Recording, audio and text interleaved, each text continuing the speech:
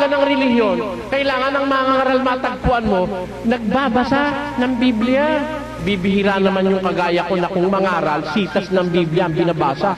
Ang marami napapanood ko'y nagkukwento eh. May daladalang kapirasong papel. Sa panahong ito, malapit nang magwakas ang mundo, ang dapat ang hanapin mo yung bumabasa. Pakinggan nyo ha? Mapalad ang bumabasa. Sinabi ba mapalad ang nagkukwento? Hindi. Sinabi, ulit.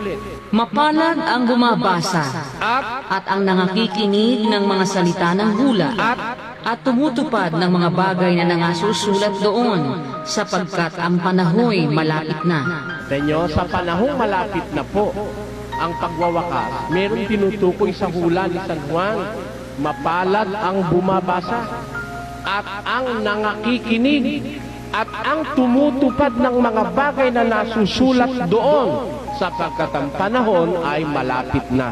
Kaya sa malapit na pagwawakas ng mundo, meron hong mga taong mapapalad.